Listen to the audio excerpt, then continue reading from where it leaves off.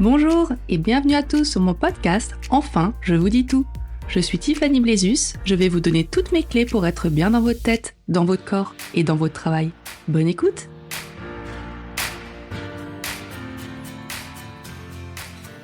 Hello à tous, j'espère que vous allez bien cette semaine. Aujourd'hui, je viens vers vous avec un épisode qui sera focalisé sur la respiration. Pour rien vous cacher, j'avais déjà enregistré un épisode comme ça il y a quelque temps, je l'avais jamais diffusé parce qu'en fait, je me suis dit que c'était tellement basique que j'avais pas besoin de de faire part de mes connaissances à ce sujet. Et puis au final, à force d'échanger avec des gens et puis d'y réfléchir, je me dis que c'était pas forcément inné pour tout le monde et qu'une petite piqûre de rappel, sur la respiration, ça peut pas faire de mal. Donc voilà, je réenregistre du coup l'épisode parce qu'il me plaisait pas trop le premier.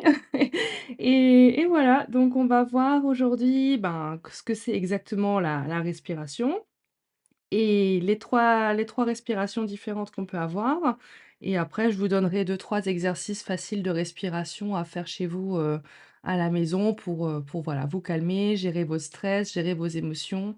Enfin, vous verrez un petit peu les bienfaits que ça peut avoir, mais ils sont nombreux. Ça vaut le coup de se prendre quelques minutes par jour pour vraiment, voilà, prendre du temps pour soi et respirer calmement et sereinement. Donc voilà, c'est parti! Donc voilà, qu'est-ce que c'est la respiration? Alors déjà, petit disclaimer, c'est pas parce qu'on inspire qu'il y a de l'air qui vient dans le poumon. Ça me semble, voilà, ça peut être évident, mais c'est parce que justement le poumon gonfle que de l'air entre. Vous voyez la nuance? En gros, c'est le rôle du diaphragme, donc le muscle qu'on a juste sous les poumons, qui bouge, hein, vous le sentez, hein, quand vous inspirez et expirez. Donc c'est parce que le diaphragme, il va se contracter, qui va ouvrir les poumons que l'air va pouvoir rentrer. Et le fait d'inspirer, ça va amener l'air, mais c'est pas la première étape du tout. Et on inspire, normalement par le nez, hein, c'est sauf, les bébés, hein, au début, ils aspirent par la bouche, mais normalement, on doit tous inspirer par le nez. Et pourquoi? Bah, parce que le nez, c'est un filtre, hein, grâce au petit poil qu'il y a à l'intérieur et donc pour le filtre, pour les petites particules et surtout, il réchauffe l'air, hein. Parce que je vous rappelle, le corps, il a une température de 37 degrés, donc il faut bien que l'air qui arrive de l'extérieur soit réchauffé d'abord.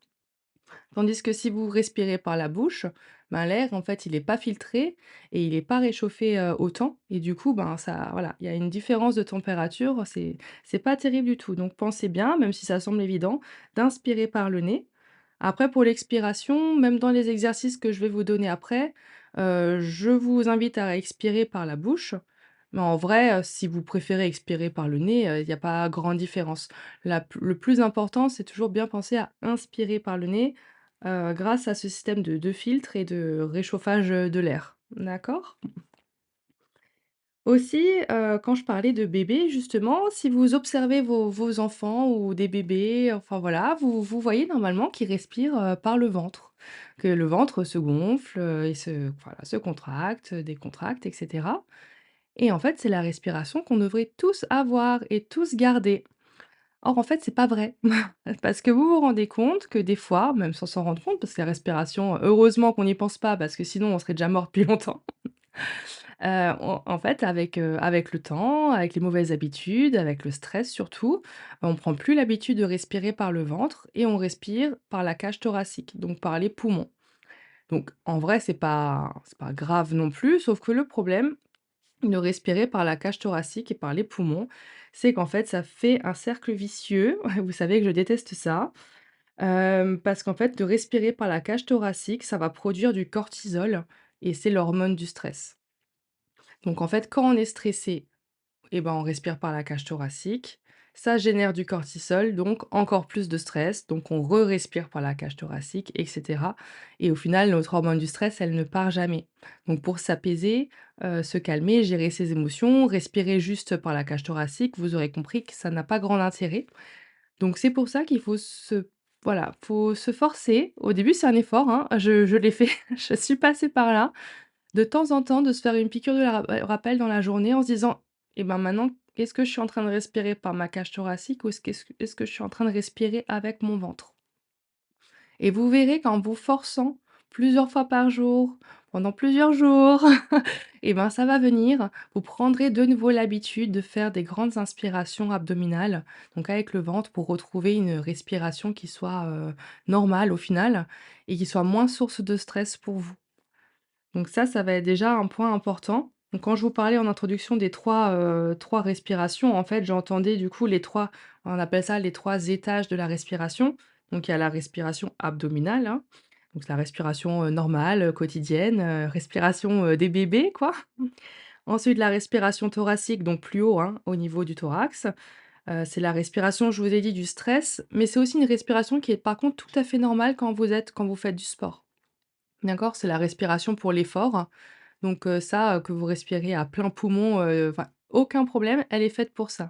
OK? Et enfin, on a une dernière respiration et là, j'espère que vous l'utilisez pas souvent. C'est ce qu'on appelle la respiration haute, c'est au niveau des clavicules, donc c'est vraiment tout en haut et en fait, cette respiration-là, c'est vous avez l'impression que l'air, elle arrive pas même jusque dans vos poumons quand vous faites une crise d'angoisse, par exemple, quand vous pleurez, que vous avez des gros sanglots et ben, en fait, c'est ici que vous respirez, c'est vraiment, tout en haut au niveau des clavicules. Donc ça, bien sûr, c'est la respiration qu'il faut éviter. C'est pas du tout, interdit, hein, elle est elle existe, et notre corps est fait pour la supporter, mais dans de courtes périodes. D'accord? Donc voilà ce qu'on pouvait dire sur déjà, ben, les 3 étages de la respiration et du coup, pour le cycle global de la respiration, pour faire une piqûre de rappel, voilà, si déjà on est dans cet épisode, on en profite. Donc comme je vous l'ai dit, le diaphragme qui se contracte, qui fait que les poumons se dilatent. On inspire, ça fait entrer de l'air, le diaphragme se relâche, les poumons s'affaissent et l'air est expulsé. OK? Donc le but, bien sûr, ben, quand on inspire, hein, c'est capter l'oxygène et quand on expire, de rejeter le dioxygène, le CO2. Donc ça, c'est voilà, c'est le cercle normal de la respiration.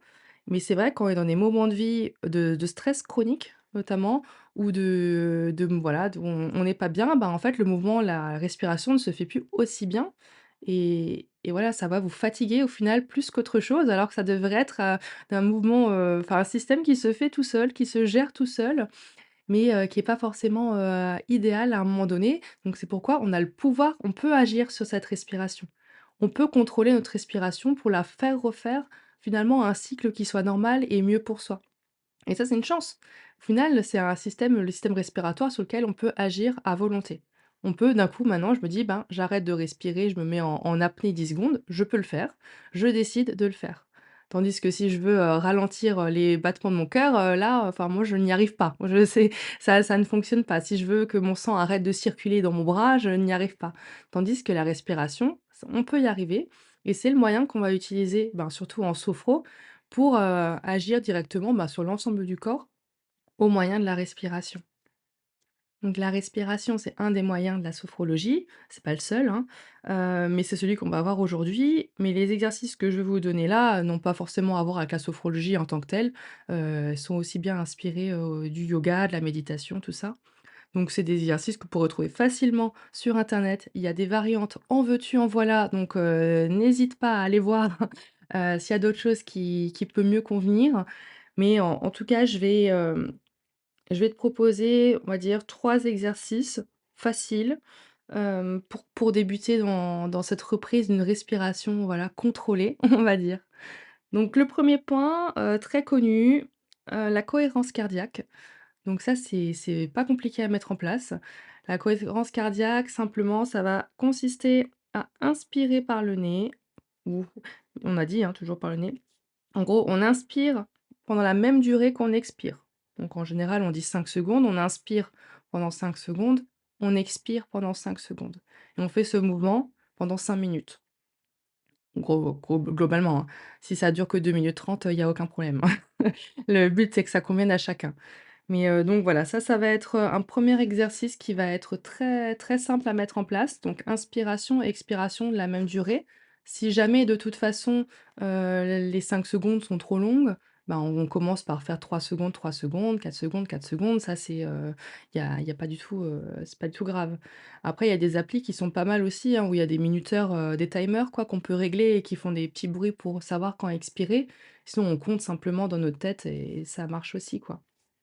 Donc cohérence cardiaque, c'est vraiment pas mal, pour lutter contre un pic d'anxiété, une crise d'angoisse ou juste se détendre au quotidien en prenant l'habitude de le faire, je sais pas, il y a un moment de la journée où vous êtes tranquille, parce que vous faites quand même un petit peu au calme, hein, mais ça peut un peu se dire, ben, on le fait, tous les matins ou le midi avant de manger ou le soir avant de se coucher, enfin qu'importe, mais prendre l'habitude de le faire une fois par jour, je pense que ça peut être une bonne base et voilà, c'est, on va dire, facile. Dans les 3 exercices, je pense que c'est le plus simple à mettre en place. Ensuite, je peux vous parler de la respiration carrée. Alors ça, bon, c'est je sais pas qui a inventé ce terme, mais c'est très facile aussi, sauf qu'on va avoir des phases d'apnée et c'est vrai quand on n'a pas l'habitude, d'avoir des phases d'apnée, ça peut être un peu plus dur dans la mise en place, mais là pareil, c'est de l'entraînement, hein. On n'a pas besoin de tenir tout de suite plusieurs secondes, c'est pas grave, on s'entraîne. Donc en fait, la respiration carrée, on va inspirer pendant 4 secondes, on va retenir la respiration, donc on bloque pendant 4 secondes. Donc c'est ce qu'on appelle une apnée pleine, quand on a les poumons remplis. Ensuite, on expire pendant 4 secondes et on bloque pendant 4 secondes. Donc c'est l'apnée vide, donc les poumons sont vides. Donc carré parce que 4, 4, 4, 4 quoi. Donc inspire 4 secondes, bloque 4 secondes, expire 4 secondes, bloque 4 secondes. Et ça pareil, on va faire quelques fois, quelques cycles en fonction des besoins. Donc ça va être pas mal pour, gérer les émotions, améliorer la concentration, toujours le stress, hein.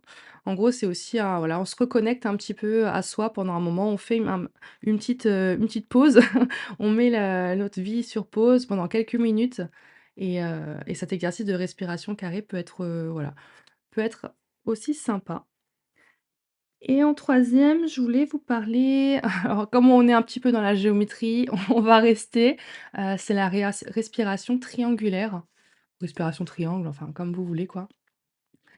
Et ça aussi, il y aura une partie d'apnée, mais juste une, donc c'est peut-être un petit peu plus facile dans la mise en place, que la respiration carrée. Donc ça permet, voilà, de c'est très bénéfique pour la relaxation, réduction du stress. Ça permet d'avoir, voilà, plus d'oxygène pour réduire les tensions, voilà, favoriser la relaxation. Donc respiration triangulaire, comment ça se passe?